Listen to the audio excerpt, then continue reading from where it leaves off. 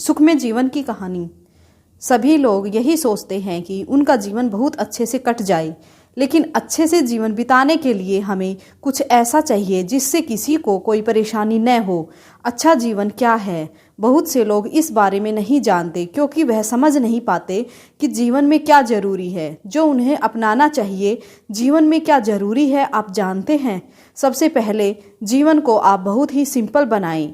यह बहुत ज़रूरी है क्योंकि जीवन जितना सिंपल होगा वह बहुत ही अच्छा होगा। सिंपल जीवन से क्या मतलब है, यह जानना बहुत ज़रूरी है। आज आप घर पर हैं या आपने आज की छुट्टी ली है या आप किसी भी कारण से घर पर रुके हुए हैं, लेकिन आप यह सोचते हैं कि आपके काम कोई और कर ले, जबकि आपको ऐसा नहीं सोचना चाहिए। आप आज घर पर रुके हैं और आप अगर अपना थोड़ा समय किसी काम में बिता देंगे तो यह बहुत ही अच्छा है, क्योंकि ऐसा करने से आप किसी की मदद कर पाएंगे और आपको भी बहुत अच्छा लगेगा। आप जितना हो सके अपने व्यवहार को भी सिंपल रखें क्योंकि यह बहुत ज़रूरी है। आज की दुनिया बहुत तेज़ी से आगे बढ़ रही है।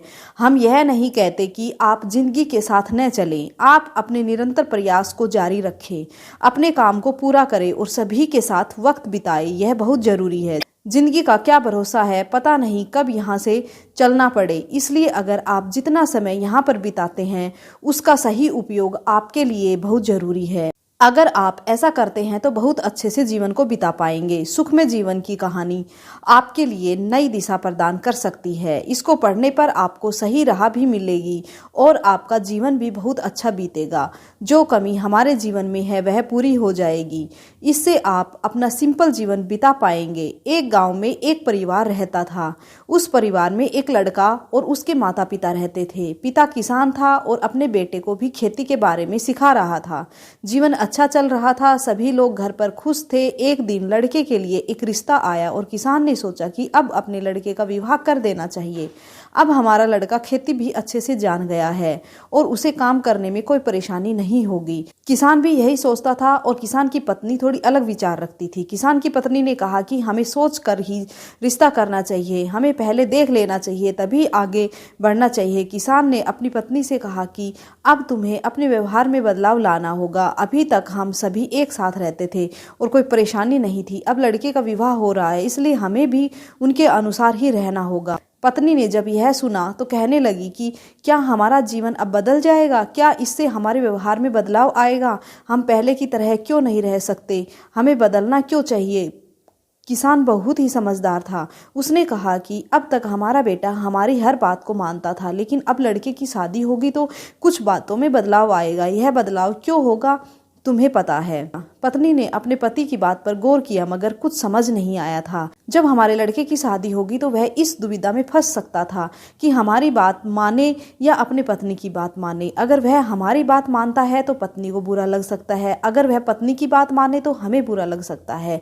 यह समस्या हमेशा बनी रहेगी, इसलिए किसी को तो हल निकालना होगा। इसका एक ही हल है, तुम्हें अब ज़्यादा सोचना नहीं है। यह तुम्हारे लिए ज़रूरी भी है। अगर किसी कारणवश तुम्हारी बात नहीं मानी जाएगी तो तुम्हें गुस्सा नहीं करना है, क्योंकि अगर हम ऐसा करते हैं तो हमारा लड़का परेशान हो सकता है। इस तरह की बातें अब खत्म हो चुकी थी और कुछ दिन बाद लड़के की शादी हो गई। अगली सुबह जब बहू उठी तो किसान ने अपनी बहू से कहा कि अब यह घर तुम्हें ही चलाना होगा, सब कुछ तुम्हें ही करना होगा, यह जिम्मेदारी तुम्हारी है। यह कहकर किसान खेत की ओर चल दिया और किसान की पत्नी कुछ नहीं बोली थी।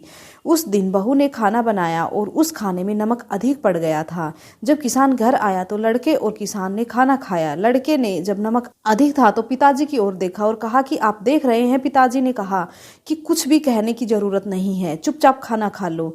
लड़के को कुछ भी समझ नहीं आ रहा था। तभी किसान की पत्नी ने जब खाना खाया तो वह भी कुछ बोलने वाली थी, तभी किसान ने मना कर दिया था। जब खाना समाप्त हो चुका था तो सभी लोग खड़े हो गए थे और किसान अपने काम पर चला गया था। पिताजी के पीछे लड़का भी चला गया था और अपने पिताजी से पूछा कि आपने आज इतना नमक का खाना क्यों खा लिया?